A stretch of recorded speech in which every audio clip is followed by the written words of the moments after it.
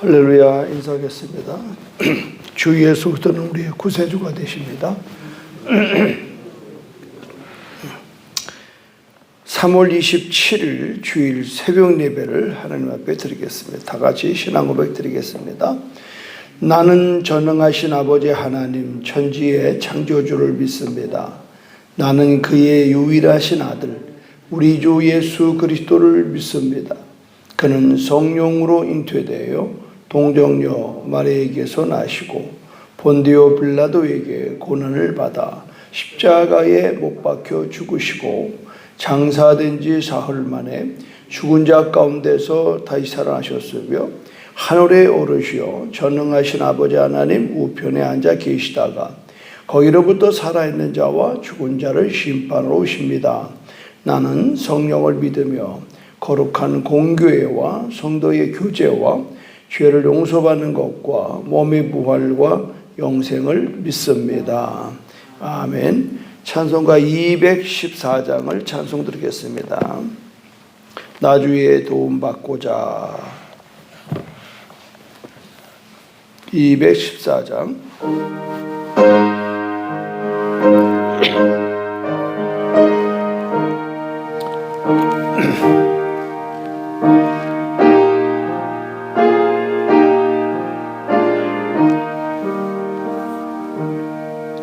나 주의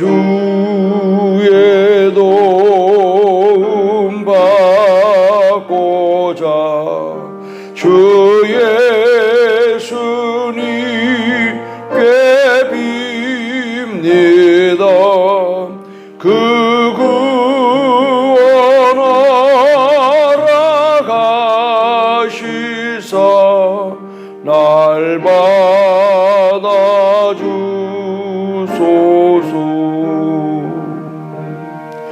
내 모습 이대로 주 받아주소서.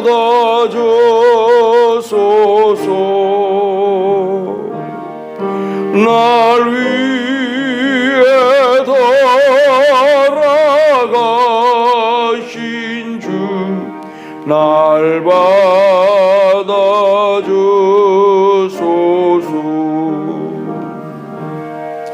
큰 죄에 빠져 영죽을 날 위해 피 흘렸으니 주 형상대로 빚으사 날 받아주소서.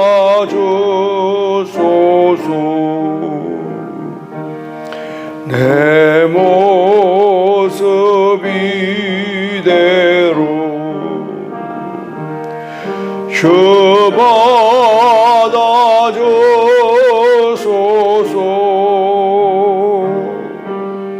날 위해 돌아가신 주 날 받아주소서.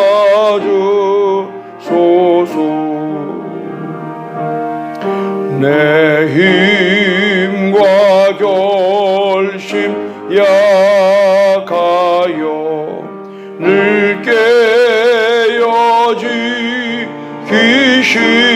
쉬우니 주 이름으로 구원해 날 받아주소서.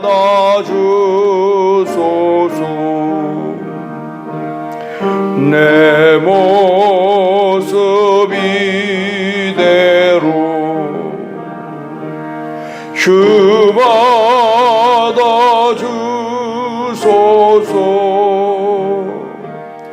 날 위해 돌아가신 주 날 받아주소서.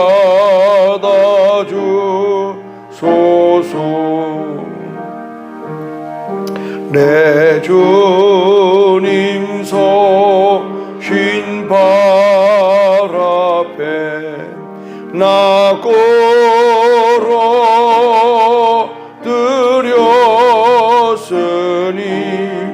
그 크신 역사 이루게 날 받아주소서.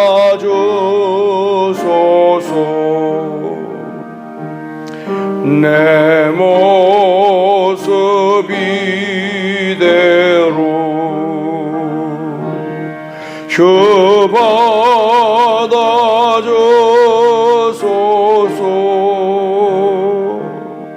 날 위해 돌아가신 주 날 받아 주소서.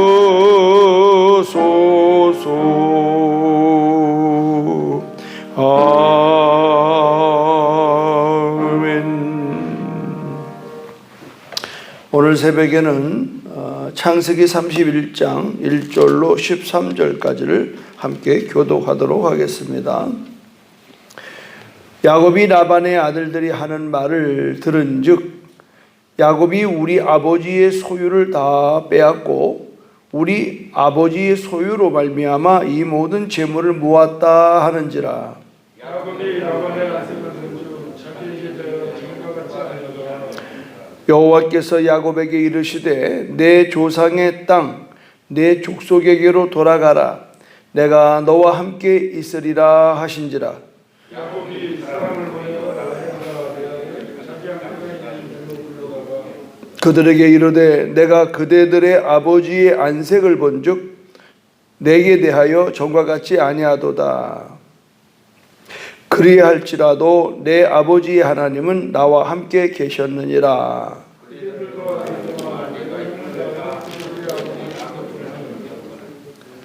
그대들의 아버지가 나를 속여 품삯을 10번이나 변경하였습니다. 그러나 하나님이 그를 막으사 나를 해치지 못하게 하셨으며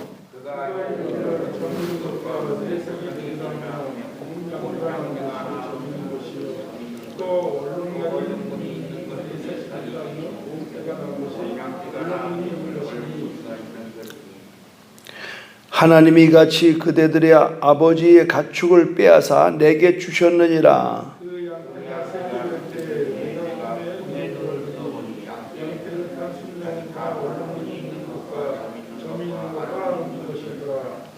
꿈에 하나님이 사자가 내게 말씀하시기를 야곱아 하기로 내가 대답하기를 여기 있나이다 하며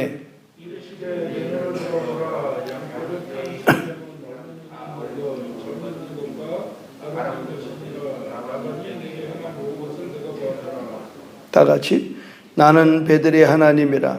내가 거기서 기둥에 기름을 붓고 거기서 내게 서원하였으니 지금 일어나 이곳을 떠나서 내 출생지로 돌아가라 하셨느니라. 아멘. 하나님은 완벽하십니다. 하나님께서는 우리는 다 감지할 수 없지만 하나님은 모든 걸 보고 계시다. 지금 야곱이 라반 외삼촌이 되면서 장인어른이 되는 이 라반과의 아주 불편한 관계가 계속 지속돼요. 10번이나 임금에 대한 계약이 변동되었고 이제 야곱도 거느리려 해야 될 처자식이 많아진 건. 그래서 이제 헤어지기로 작정하잖아요. 그래서 헤어지기로 작정해서 그는 하나님이 보여준 대로 알록달록한 것들을 다 자기 걸로 또 순수한 백색은 전부 다 외삼촌 걸로 이렇게 계약이 됐어요. 그게 되고 나서 6년이 되니까 희한하게도 알록달록하는 것들은 많아지고 외삼촌 건 별일 없어지는 것.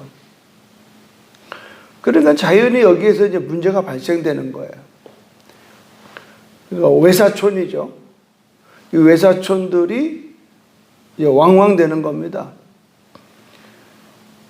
지금 이 얘기를 여기 그대로 말하면 우리 아버지의 소유를 다 빼앗고 우리 아버지의 소유로 말미암아 이 모든 재산을 모았다 하는지라. 지금 이제 상당히 살벌해지는 겁니다. 저 재산을 야곱 존엄만 제거되면 다 누구 거예요? 자기들께 되는 거예요. 이 살인이 다 고선하는 거예요. 저는 가끔 영화를 보면 맨 처음에 뭘 훔치거나 강도질할 때 같이 해요. 그러다가 이제 그거를 빼앗아 놓은 다음에는 누군가가 한 놈을 죽여요. 그러다가 이제 그것 때문에 덜미 잡히죠. 그게 사람의 탐욕입니다. 그냥 서로 약속대로 했으면 야곱이 뭐 복을 받든 안 받든 내 거 가지고 감사할 줄 알아야 되는데 자꾸 넘보는 거예요. 이웃 것을 탐하는 자체는 범죄입니다, 여러분. 근데 우리는 다 그런 속에 살아요. 남의 떡이 커 보인다 하는 이런 얘기가 그래서 나오는 거예요. 만족질 않아요. 그래서 우리는 평안한 삶이 깨지는 거예요. 마음이 시기 질투가 생기면 내 마음에 전쟁이 일어납니다. 그러면 뭘 끌어들이는 줄 알아요? 불행을 끌어들입니다. 반드시 불행한 일을 끌어들이게 돼 있어요. 결국은 라반의 집을 떠날 수밖에 없는 현실로 오게 되는 겁니다. 그러니 야곱이 얼마나 힘이 드냐 이 말이에요. 이때까지가 지금 20년의 세월입니다. 20년. 20년을 눈칫밥 먹으며 살았어요. 2절에 보면 야곱이 라반의 안색을 본즉 자기에게 대하여 전과 같지 아니하더라. 이 사람이요, 이 안색은 숨길 수가 없습니다. 아무리 숨기려고 해도 마음의 것이 얼굴로 드러나는 거. 내 마음이 불편한데 아무리 웃어본들 그 웃음은 벌써 가짜예요.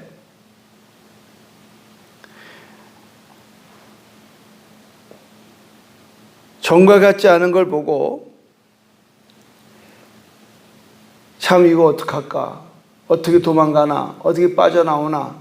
근심 걱정할 때에 3절을 보시면 여호와께서 야곱에게 이르시되 내 조상의 땅 내 족속에게로 돌아가라. 내가 너와 함께 있느니라 하신지라. 하나님이 개입을 하시는 거예요. 참 이게 절묘한 겁니다. 하나님의 시간표는 틀리질 않아요. 내가 볼 땐 죽는 것 같아도 하나님이 놔둘 때가 있습니다. 반드시 하나님은 하나님의 때에 나타나셔서 약속하시는 이 하나님의 음성이 중요한 겁니다. 힘들고 어려울 때, 힘들고 어려울 때에 하나님의 음성 한마디가 여러분의 삶에 전환을 시키는 거예요.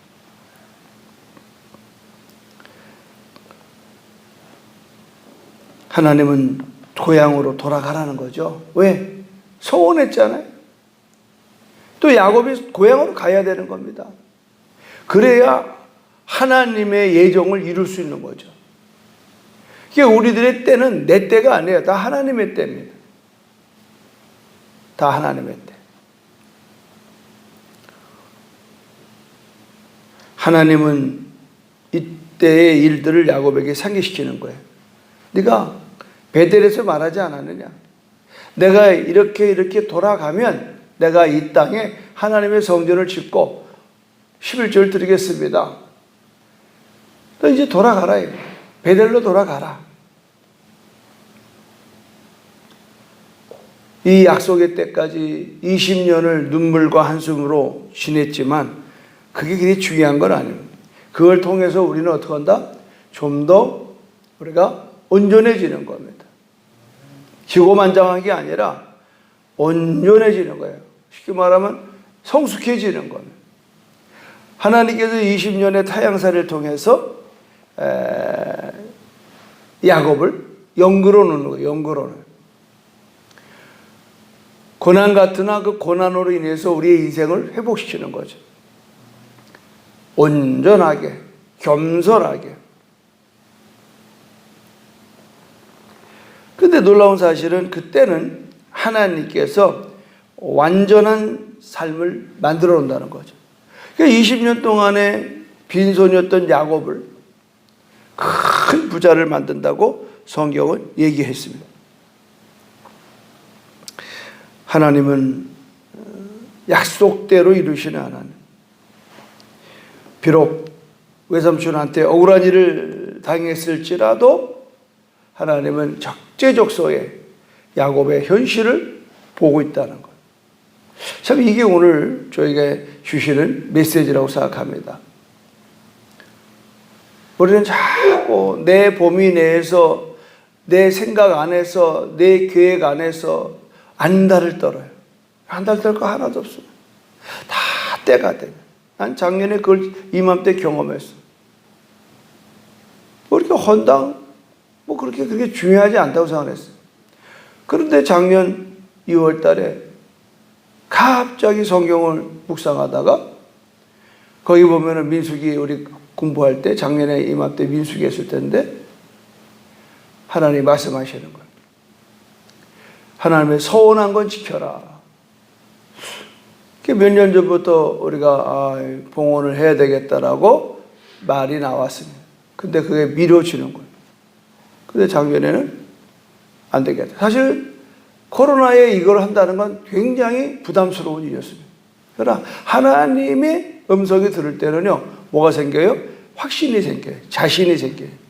아, 하나님의 때가 됐구나. 그래서 저는 계속 강단에서 제 기억으로는 2월 23일로 알고 있는데 말씀을 드렸고 그 주일날 말씀이 떨어지자마자 몇 분이 헌금이 도달됐어요. 그게 300부자를 채운 거예요. 물론 중간에 이거 뭐 되나 안 되나 별 생각도 다 했지만 그러나 기다리니까 하나님이 그 때를 채워주시는 거예요. 너무 죽고 싶어서 너무 살고 싶어서라는 글을 규정사가 낸 게 있는데 주 안에서의 승리하기를 제가 한번 읽어볼게요. 기다리세요. 하나님의 때를. 승리하세요. 하나님의 방식으로. 사람은 자신을 지나치게 믿는다. 적어도 자신에 대해서는 자신이 제일 잘 안다고 착각한다. 그러나 절대 그렇지 않다. 인간은 자신의 앞날조차 예측할 수 없다. 사소하게는 자신이 무엇을 먹어야 가장 배부른지를 본능조차 고민하고 또 고민하지 않으면 안 되는 존재다. 그러나 하나님은 전지전능하시다. 절대 실수로 혹은 별뜻 없이 일하시는 분이 아니시다. 천지 만물 역시 그분의 계획과 설계 속에 창조되었다. 자신의 계획을 신뢰하지 말자. 오직 하나님의 선하신 뜻을 고대하자. 내 자아를 철저히 내려놓고 고대하자. 내 자아를 철저히 내려놓고 예수님의 손을 잡자. 인생길, 천국 가는 그 길은 너무 곤고해서 예수님이 아니고서는 도저히 한 발자국도 내디딜 수 없으니 말이다. 늘 기억하자. 나는 틀리고 하나님은 옳으시다. 나는 틀리고 하나님은 옳으시다. 하나님은 야곱을 향한 계획을 차질 없이 진행하는 거예요. 그런데 우리는 그게 그냥 안 되는 거죠. 그러니까 내 방식을 사용할 때는 안 되는 겁니다. 하나님의 방식만이 하나님의 길을 가게끔 하는 거예요. 결국은 우리가 창세기 28장에 있어서 야곱이 베델에서 돌배 베고 잠자다가 거기서 하나님을 경험하잖아요. 제가 지난주에 설교가 뭡니까? 베델의 하나님을 경험하잖아요. 베델의 하나님. 이 신앙은 다분히 경험입니다. 그냥 지식적으로는 절대 안 됩니다. 경험되어야 돼요. 우리 자꾸 이론 그러는데 이론은 필요합니다. 그러나 이론을 내가 계속 반복해서 실제적으로 실험하는 행동이 없으면 불가능합니다. 그래서 신앙은 뭐다? 행동이다. 믿는다는 것은 동사입니다. 믿는다는 건 신뢰하고 따라가는 걸 말하는 겁니다. 오늘 야곱의 이 수많은 이 거리 800km를 도망가서 20년 타향살이 하면서 고생은 했지만, 마음고생은 했지만, 그는 이스라엘의 기초가 되는 12아들을 얻는 일에 11명의 아들과 디나라는 딸을 데리고 돌아오게 됩니다. 뿐만 아니라 하나님은 그에게 물질적인 축복을 약속하셨습니다. 그 물질적인 축복을 약속하신 것을 얻기 위하여 다 그는 잃은 것 같고 아무것도 없는 것 같지만, 끝내는 하나님께서 이미 오늘도 본문에서 보여준 것처럼, 여러분 10절을 보십시오. 지금 나반은 9절에 하나님이 이같이 그대들의 아버지의 가축을 빼앗아 내게 주셨느니라. 하나님이 나반의 집에서 무려 7년, 6년 만에 재산을 얻게 하는 겁니다. 그게 10절이 나오죠. 그 양떼가 새끼 뵐 때에 내가 꿈에 눈을 들어 보니 양떼를 탄 순양은 다 얼룩 무늬 있는 것과 점 있는 것과 아롱진 것이었더라. 꿈에 하나님의 사자가 내게 말씀하시기를 야곱아 하기로 내가 대답하기를 여기 있나이다 하며 이르시되 내 눈을 들어보라. 양떼를 탄 순양은 다 얼룩 무늬 있는 것, 점 있는 것과 아롱진 것이니라. 나반이 내게 행한 모든 것을 내가 보았느니라. 자, 뭘 얘기할까요? 처음부터 야곱이 자기 생각으로 얼룩얼룩한 건, 알록달록한 건 나한테 주고요, 그렇지 않은 건 외삼촌이 가지세요, 이렇게 한 게 아니야. 다 꿈에 본 거야. 이 꿈이 중요한 거예요. 본다는 건 뭐 비전을 말하는. 우리가 그냥 10만 정도 100만 정도를 제가 무슨 욕심으로 붙인 거 아니에요. 아름다운 삼천평의 아름다운 교회가 그냥 제가 무슨 욕심으로 하는 게 아니에요. 앞으로 되어질 또 우리 교회에 대한 비전이 결국 제가 욕심대로 하는 게 아닙니다. 이번에 수용로에 정필도 목사님 지난주에 이제 소천에서 갔다 왔잖아요. 그분 얘기를 쭉 들어보니까 이제 공군 군복을 제대하고 서울에서, 그분이 서울 출신이더라고. 경기 중고등학교 나오고 서울대학 나왔더라고. 그 총신대학 나와가지고 이제 군복하다가 이제 퇴직을 하게 되는데 5군데에서 오라고 다 연락이 온 거예요. 그때 뭐라고 그랬냐면, 하나님 앞에 누구든지 제일 먼저 자기를 초청하러 직접 오는 사람에게 가겠다는, 그 굵직굵직한 교회가 많았는데 하필이면 제일 먼저 온 게 수용로에서 막 개척한 교회, 조그만 개척한 교회가 찾아왔더라는 거예요. 그런 하나님과의 약속이니까 갔다는 거예요. 그래서 그걸 놓고 기도를 하는데요, 수용로에 수많은 사람들이 막 그 교회에 몰려오는, 막 파도처럼 몰려오는 걸 보았다는 거예요. 그 환상을 보고 그렇게 결정하고 그대로 된 거잖아요. 그 수용로 교회가 5만 명입니다. 제가 몇 번 드나들었습니다만 상당히 조직적이고 아주 알차고요. 교회가 얼마나 활기찬지 알 수가 없어요. 수원을 다 커버하는 교회가 됐어요. 그분이 2000년도에 성시화 운동을 시작을 해서 초대 회장이 되셨고, 그래서 그런 연유로 전국에서 가장 성시화를 잘하는 데가 부산에, 그 모든 걸 할 수 있도록 수용로 교회가 다 지원하는 거예요. 참 부럽기도 하고요, 고맙기도 하고요. 보십시오. 2000년도에 그분이 성시화 대표회장이 돼서 제주도에 부흥회로 오셨어요. 그 부흥회 온 자리에서 아침에 이제 조찬 목회자 세미나 때에 우리 서귀포에는, 그건 제주시 부흥회이기 때문에 우리가 갈 필요가 없었어요. 그러나 우리가 이제 찬양하는 목자들을 초청해서 아침에 이제 특송을 하라고 해서 우리가 10대 명이 갔었어요. 그때 그 목사님이 그런 얘기 하는 거예요. 제주 부산을 위해서 우리 제주도에 있는 모든 목사님들이 매주 월요일마다 모여서 기도하고 그리고 자기네 집에서 국밥을 대접해서 마무리한다는 거예요. 그게 뭐 많은 목회의 이야기가 있었지만 난 그게 하나 딱 들어왔어요. 봉고 타고 우리가 넘어오면서 5.16을 넘어오면서 제가 목사님들 말씀드렸어요. 우리 이름은 찬양하는 목자로 찬양 때문에 모였지만 목사가 기도해야 될 거 아니냐.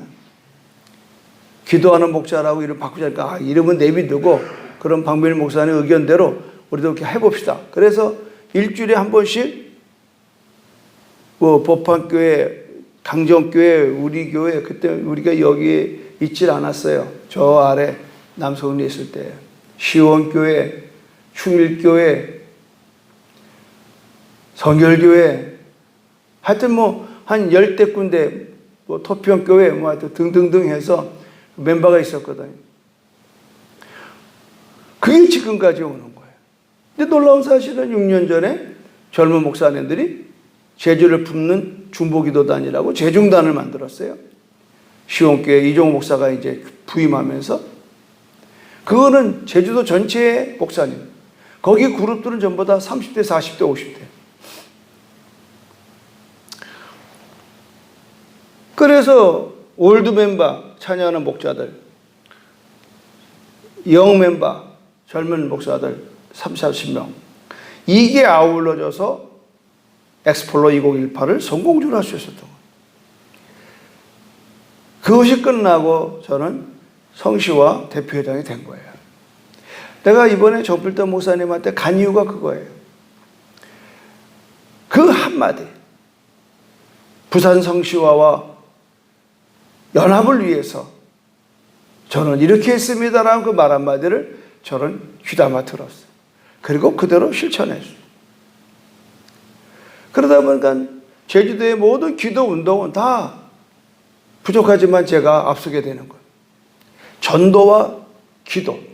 왜? 저는 제주도 복음원에서 왔기 때문에 어떻게든지 제주도가 10만 명이 돼야 돼요. 지금도 6만 7천 명에서 계속 머물러 있습니다.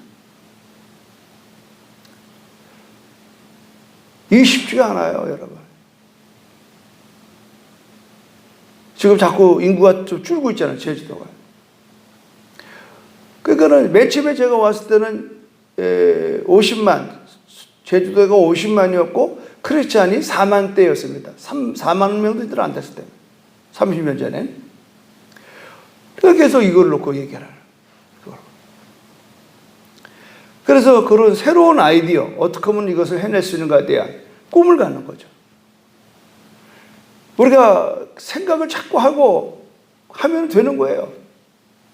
포기하면 안 돼요. 정필도 목사님이 그 수영로 거기 비행기장이었거든요. 모래밭이었다.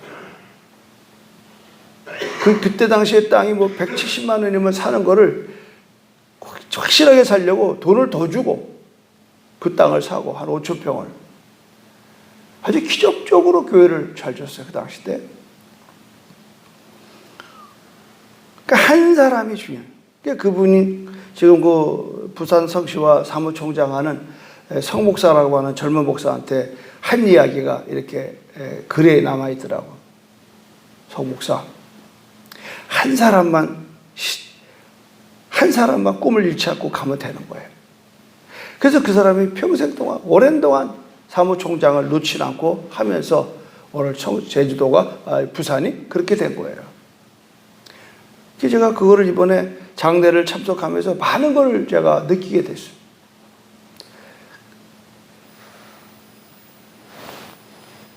우리가 돌아가는 게 중요한 거예요. 13절 보여요. 나는 베델의 하나님이라 내가 거기서 기둥에 기름을 붓고 거기서 내게 서원하였으니 지금 일어나 이곳을 떠나서 내 출생지로 돌아가면 서원한 곳으로 돌아가는 서원. 적어도 우리는 하나님 앞에 서원한 게 있잖아요. 10만 전도 100만 선조. 이거를 이뤄야 될 거 아니에요. 그래서 이걸 이루기 위해서 다음 세대를 또 길러내는 거죠. 이제 우리가 한 세대 가고 또 한 세대가 오는 거예요.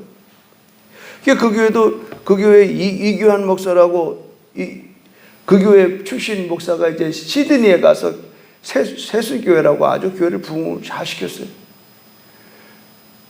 그래서 그분이 오셔서 10년 전에 12년 전이 됐구나. 이분이 82세에 돌아가셨으니까 70에 은퇴할 때에 아주 훌륭한 후배 목사를 세워서 지금 뭐 교회가 얼마나 잘 되는지 알 수가 없어요.